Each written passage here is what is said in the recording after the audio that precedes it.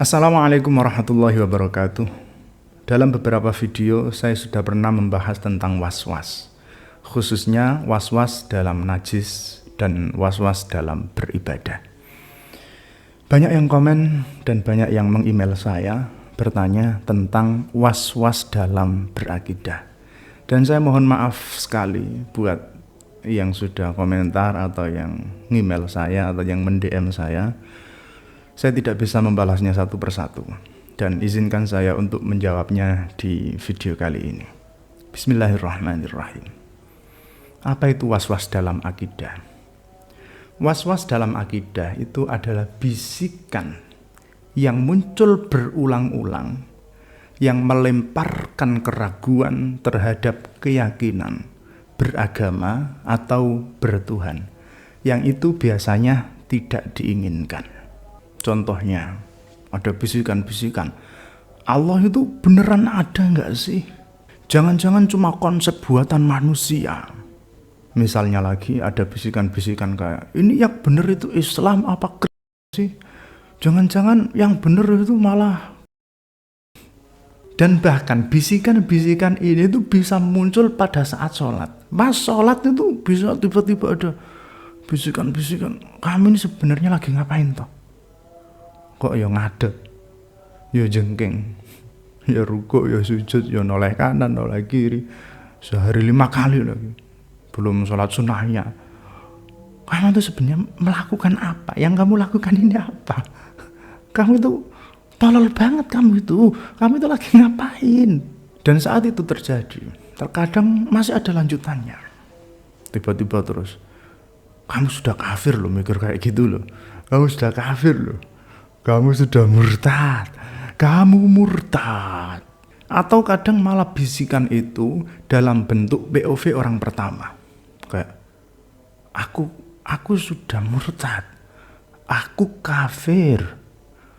Ada yang, aku Imam Mahdi, aku Nabi, aku Tuhan, aku bisa menjadi Tuhan. Dan itu semuanya tidak kamu inginkan. Kadang malah sudah ditepis, malah semakin menjadi-jadi. Semakin menjadi-jadi. Kayak sudah tidak ada Tuhan selain Allah. Malah bisikan itu berkata sebaliknya. Ada Tuhan selain Allah. Allah Tuhanku. Bisa jadi, akulah Tuhan. Dan semacamnya dan semacamnya. Mengapa itu bisa terjadi? Ada beragam faktornya.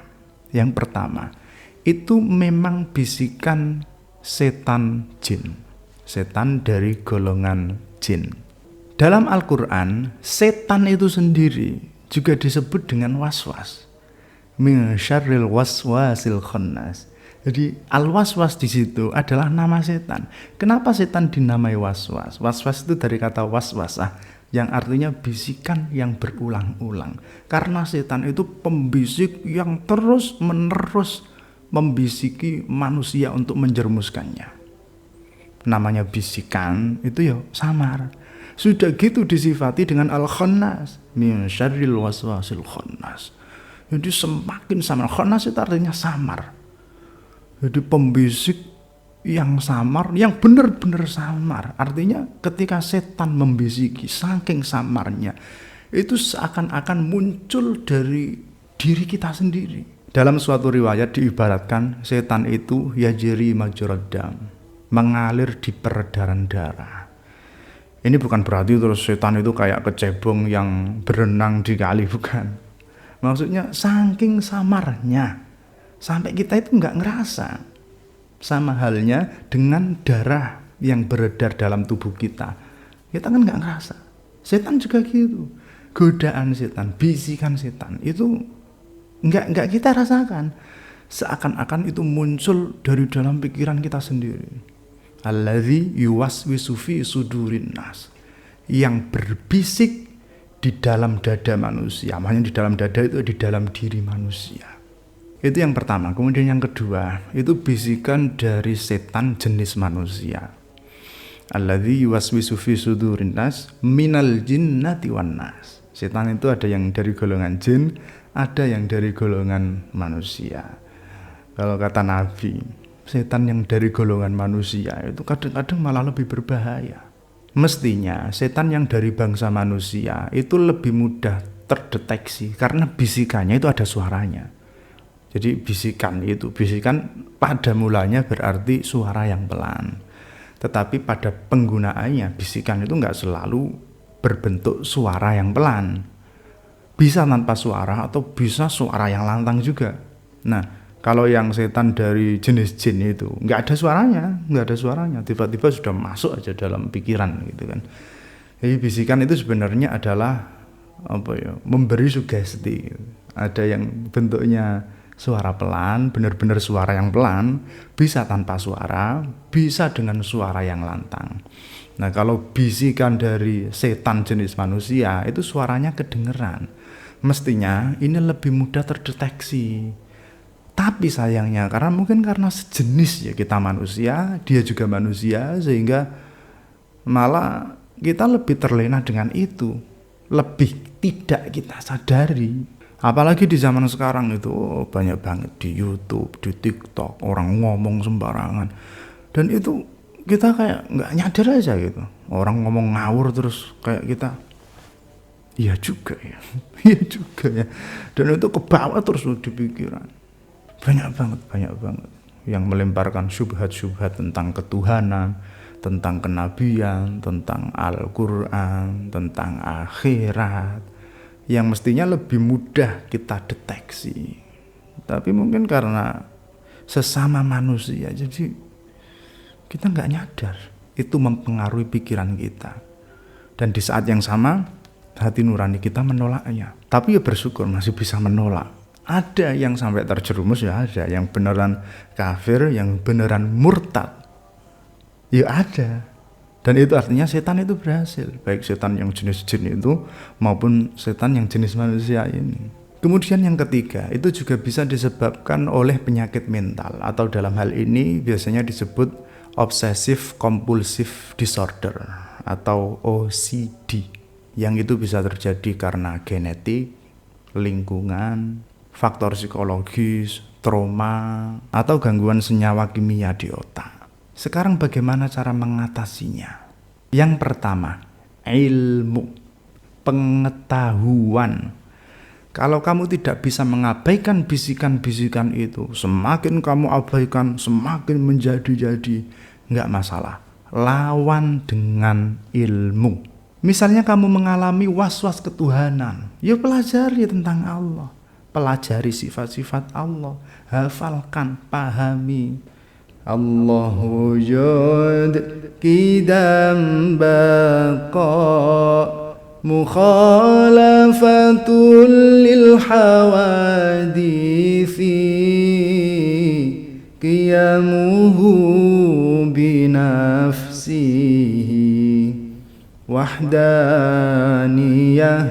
qudrah iradah ilmun hayah sama' basar kalam qadiran muridan aliman hayyan sami'an basiran mutakalliman. Nah, itu hafalkan. Jangan cuma hafal, tapi pahami. Allah wujud. Allah wujud itu gimana? Allah ada. Apa buktinya? Apa dalilnya? Dalil Qur'annya apa? Dalil hadisnya apa? Dalil logikanya apa? Begitu pula sifat-sifat yang lain. Terus ada lagi sifat mustahilnya Allah. Terus sifat jaiznya Allah. Ini baru tentang ketuhanan. Nanti ada tentang kenabian, ada tentang akhirat dan lain sebagainya. Gampangnya omong, pelajari akidah Islam dengan baik. Bukan hanya berlandaskan Al-Quran dan Sunnah, tetapi juga berlandaskan logika-logika yang telah diajarkan oleh para ulama, oleh para mutakallimin. Dengan ilmu itu insya Allah beres. Kalau was-wasnya terhadap ayat-ayat Al-Quran, misalnya ada ayat-ayat yang menurutmu, karena kamu dengar yang aneh-aneh misalnya, terus Iya ya, kok banyak ayat Al-Quran yang nggak sesuai dengan sains? Kok banyak ayat Al-Quran yang nggak sesuai dengan kenyataan? Baca tafsir. Baca tafsir. Bukan hanya terjemah loh ya. Karena kadang-kadang terjemah itu malah ya menjerumuskan juga. Kadang malah menambah was-was itu. Baca tafsir. Kalau nggak bisa tafsir yang bahasa Arab, tafsir yang bahasa Indonesia banyak. Yang paling saya rekomendasikan misalnya ya tafsir Al-Misbah itu. Kalau mau beli kemahalan, ada tafsir yang gratisan. Misalnya tafsir Kemenang itu kan gratis. Baca. Sama kayak orang yang was-was dalam hal ibadah, pelajari fikih. Orang tuh kadang sukanya cuma bertanya-tanya, ini boleh apa enggak ya, ini najis apa enggak, ini dosa apa enggak ya, ini sah apa enggak ya, tapi enggak mau belajar, cuma bertanya-tanya toh. Itu yang paling pokok, ilmu. Kemudian yang kedua, hindari menonton atau mendengarkan orang-orang yang nyeleneh, baik dari kalangan agamawan sendiri, dari kiai, dari ulama-ulama yang nyeleneh, apalagi dari kalangan ateis malah. Nggak usah didengerin. Kalau kamu sudah siap ribet dan siap mempelajari semua itu, ya silakan. Tapi kalau kamu sebagai penderita was-was, ya jangan, kamu itu sakit, nggak usah aneh-aneh.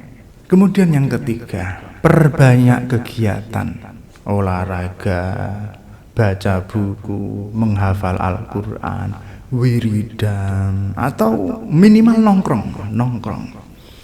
Tapi ya tentu saja nongkrong yang tidak menjerumus pada kemaksiatan, ya nongkrong yang normal. Atau kalau bisa ya kumpul-kumpul orang soleh, kumpul-kumpul diskusi, kumpul-kumpul pokoknya yang positif-positif. Nongkrong, ngopi lah nggak apa-apa, ngopi, ketemu sama orang, ada yang diajak bicara. Kebanyakan penderita was-was itu orang yang ansos, orang yang kuper, atau bahasanya anak sekarang itu ya introvert. Kamu itu bukan introvert, kamu itu pemalas. Yang keempat, menjaga sholat 5 waktu sebisa mungkin untuk berjamaah. Ini juga berlaku untuk yang was-was dalam hal ibadah. Banyak banget orang yang cerita soal cebok yang sampai berjam-jam, wudhu yang sampai berjam-jam, mandi sampai berjam-jam, takbiratul ihram yang enggak selesai-selesai, baca Fatihah yang enggak rampung-rampung. Jamaah. Itu obat paling mujarab, karena kamu punya tuntutan waktu. Kamu harus disiplin sehingga waktumu tidak habis untuk cebok, untuk wudhu yang nggak selesai-selesai itu, karena nggak ada tuntutan waktu, nggak ada kedisiplinan. Yang kelima, jangan ngelamun. Nggak ada suatu aktivitas yang paling disukai oleh setan selain ngelamun. Pokoknya ngelamun itu favoritnya setan. Kalau kamu ngelamun mesti koncone setan. Ada 2 hal yang mirip tapi sebenarnya beda jauh, yaitu ngelamun sama mikir. Beda loh ya. Mikir itu bagus, mikir itu sangat baik. Ngelamun ngerusak. Yang keenam, perbaiki pola hidup. Makan yang teratur, tidur yang cukup. Begadang itu bisa ngerusak otak loh. Begadang itu bisa menyebabkan gangguan berpikir, atau yang biasa disebut dengan brain fog. Orang jadi susah buat berpikir jernih, gampang lupa, susah mengambil keputusan. Kemudian yang ketujuh, ini yang paling penting, berdoa. Kamu itu punya Tuhan. Mintalah pertolongan sama Allah atas apa yang telah terjadi sama kamu itu. Dan dalam hal ini ada satu surat yang memang khusus untuk permintaan ini, yaitu surah An-Nas. Qul a'udzu birabbin nas, malikin nas, ilahin nas, min syarril waswasil khannas, alladzi yuwaswisu fi sudurin nas, minal jinnati wan nas. Qul a'udzu birabbin nas, katakan, aku berlindung kepada Tuhannya manusia. Malikin nas, rajanya manusia, yang menguasai manusia. Ilahin nas, yang disembah oleh manusia. Berlindung dari apa? Min syarril waswasil khannas, dari keburukan setan yang disebut dengan al-waswas tadi itu, al-khannas, yang samar, setan yang senantiasa membisiki berulang-ulang, yang samar itu, alladzi yuwaswisu fi sudurin nas, yang membisiki di dalam dada manusia, maksudnya di dalam diri manusia. Ada juga yang menafsirkan an-nas di situ aslinya an-nasi, yang yaknya dihadzaf, sehingga maknanya adalah di dalam diri seseorang yang lupa. Lupa pada siapa? Ya lupa pada Allah. Alladzi yuwaswisu fi sudurin nas minal jinnati wan nas. Yang setan itu tadi, yang membisik-bisiki, yang samar itu tadi, baik dari golongan jin maupun golongan manusia, baik dari golongan yang tidak kasat mata maupun yang tampak di depan mata. Kemudian ada lagi ayat kursi. Ayat kursi itu luar biasa ampuh. Ayat perlindungan, yo ayat perlawanan. Kalau kita baca ayat kursi itu kan seakan-akan kita lagi debat sama setan. Allahu la ilaha illahu. Allahu. Ketika kita berkata Allah, seakan-akan setan itu ngomong, oke, ya Allah itu Tuhan. Tapi persoalan di dunia ini banyak banget, jadi enggak cukup adanya satu Tuhan. La ilaha illahu, tidak ada Tuhan selain Dia. Enggak bisa ada Tuhan lagi selain Allah. Enggak bisa ada dua Tuhan. Kalau ada dua Tuhan terus nanti enggak cocok, berantem gimana? Rusak, alam ini rusak. Ya, tapi kalau baikan gimana? Ya, enggak bisa juga. Misalnya Tuhan akur, terus mau menciptakan bumi, terus kerjasama. Wong Tuhan kok kerjasama? Berarti ya lemah Tuhan. Ya udah, yang satu menciptakan bumi, satu bumi, yang satu menciptakan bumi yang lain. Ya berarti dia menciptakan sesuatu yang sudah ada, enggak bisa. Ya udah, yang satu menciptakan, yang satu nunggu. Ya berarti Tuhannya nganggur, enggak bisa. La ilaha illahu. Oke, Tuhan ada, tapi Dia sudah mati. Enggak. Al-Hayyu, Dia maha hidup yang akan terus menerus hidup. Oke, tapi kan dan seterusnya, itu ayat kursi. Ayat kursi ini ada di surah Al-Baqarah. Nah, surah Al-Baqarah itu sendiri juga termasuk surah yang sangat ampuh dalam melawan setan. Sangat ampuh. Dibaca dari awal sampai akhir. Nah, kalau kesulitan, ya bisa ambil ayat kursinya itu aja tadi, atau di akhir surah Al-Baqarah, yang di penghujung surah Al-Baqarah. Mulai lillahi ma fis samawati wa ma fil ardh sampai selesai. Itu doa yang sangat ampuh untuk membasmi was-was. Kalau kamu orang yang banget males sih, minimal baca ta'awud. A'udzubillahi minasyaitonirrajim. Setiap kali ada bisikan-bisikan itu baca a'udzubillahi minasyaitonirrajim. Gimana kalau bisikan itu datang pas buang air besar? Kan ada orang yang buang air besar itu kan memang benar-benar sunyi gitu. Ya, kalau sekarang ada orang yang sambil main HP itu malah nggak bagus juga. Ya kalau datangnya pas buang air besar, nggak apa-apa, baca ta'awud itu, tetapi dalam hati aja. Kecuali setannya memang menampakkan diri bentuk genderuwo atau apa, ya kamu baca ayat kursi nggak apa-apa. Oh, dalam toilet nah, itu kan dalam keadaan darurat nggak masalah. Tapi kalau yang datang cuma bisikan-bisikan, ya udah lawan aja melalui hati. Gitu. Baca ta'awudnya di dalam hati itu nggak masalah. Kalau baca ta'awud aja males, baca surah An-Nas ya berat, baca ayat kursi apalagi, baca penghujung surah Al-Baqarah tenan gak kuat, apa mana full surat Al-Baqarah. Ketahuilah, semakin berat kamu memohon perlindungan pada Allah, itu artinya was-wasmu semakin akut. Kita itu aneh, katanya pengen sembuh tapi nggak mau berubah, katanya pengen sesuatu tapi nggak mau berdoa, aneh. Kemudian yang terakhir, ini resep tambahan, yaitu tambahkan ikhtiar untuk berkonsultasi kepada dokter atau psikiater.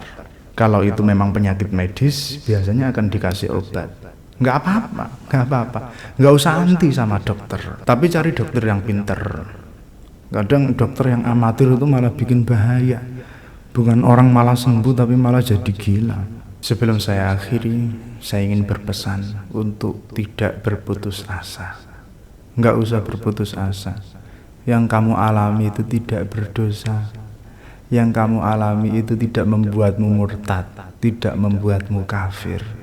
Yang penting jangan pernah tinggalkan rukun Islam, dan jangan lupa untuk terus-menerus mengupgrade keimanan. Jadidu imanaku. Dengan apa? Dengan la ilaha illallah. Perbanyak zikir la ilaha illallah. Dan juga ingat firman Allah, la yukallifullahu nafsan illa wus'aha. Allah tidak membebankan kepada seseorang yang di luar kemampuannya. Bisikan-bisikan itu terkadang di luar kendali kita. Tenang saja, Allah tidak menghitung itu sebagai dosa. Apalagi sampai dihitung kafir, dihitung murtad. Enggak, tenang aja.